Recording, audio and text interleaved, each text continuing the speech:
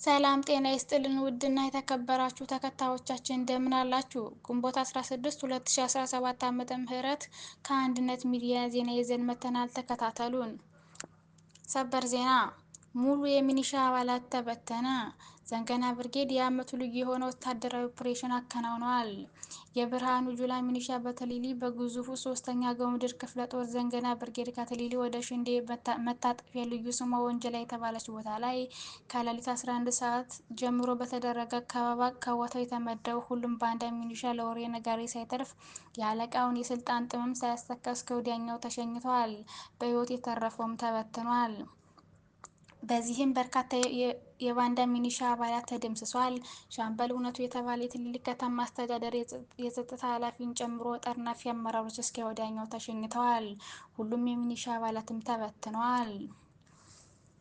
በሌላ ዜና ጠላት ፋኖን በግፍ እየተቀላቀለ ነው። አንድ ስናይፐር 3 ጥቁር ክላሽ ገቢም ሆኗል። ዛሬ ማለትም ግንቦት 16 2017 ዓ.ም በጠላታችን ሰፈር ጫጫታው በርክቷል። ጭንቀትና ስጋት ቤቱን አድበዝብዞታል። እርስ በርስ እንዳይግባቡም አድርገናቸዋል። ለምን ከተባለ የአማራ ፋኖ ብሔራዊ ኃይል ምስረታን ተከትሎ ሰራዊቱ በግፍ ፋኖን እየተቀላቀለ ስለሆነ ነው።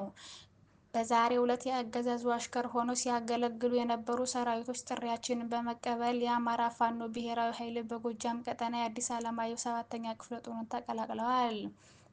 2 ሚኒሻ ከነሙሉ ትጥቃቸው አብራጀት ብርጌድን፣ 2 መከላከያዎች ከ57ኛ ክፍለ ጦር አንበር ከተማ በመውጣት 1 ስናይፐር እና 1 ክላሽ ከነሙሉ ትጥቃቸው ይዘው ተድላ ጓሉ ብርጌድን ተቀላቅለዋል። በተመሳሳይ በላይ ዘለቀ 8ኛ ክፍለ ጦርን 2 መከላከያ ተቀላቅለዋል። በሸበል በረንታ ወረዳ የሚገኘው የአገዛዙ ኃይል እየፈራረሰ ነው።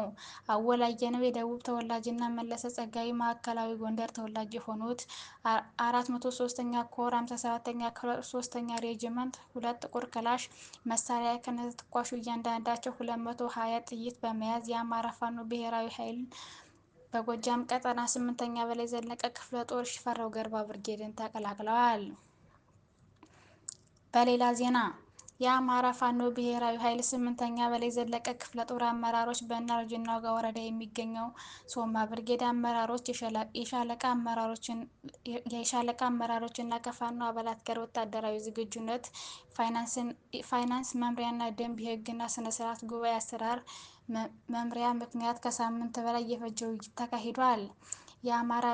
የአማራ ፋኖ ብሔራዊ ኃይል የሚያወጣቸው መመሪያዎች ያለምንም የመርህ ጥሰት በአግባቡ እንዲተገበሩ የ8ኛ በላይ ዘለቀ ክፍለ ጦር አመራሮችና የሶማ ብርጌድ አመራሮችን በተሰጣቸው የስራ ዘርፍ በመገምገም በድርጅቱ የመጡ መመሪያዎችና ደንቦችን እንዲተገበሩ ከተቋሙ አሰራር ውጭ መርህ ጥሶ የሚሰራ አመራርም ይሁን ግለሰብ በተቋሙ እንደሚጠየቅ ድርጅቱ እርምጃ እንደሚወስድ በማስረዳትና የቀጣይ ስራ አቅጣጫዎችን በመስጠት ውይይቱ በሰላም ተጠናቋል። ተከታታዮቻችን ለዛሬ የነበረን ዜና ይሄንን ይመስላል። በቀጣይ እስከምንገናኝ መልካም ጊዜ ይሆንላችሁ።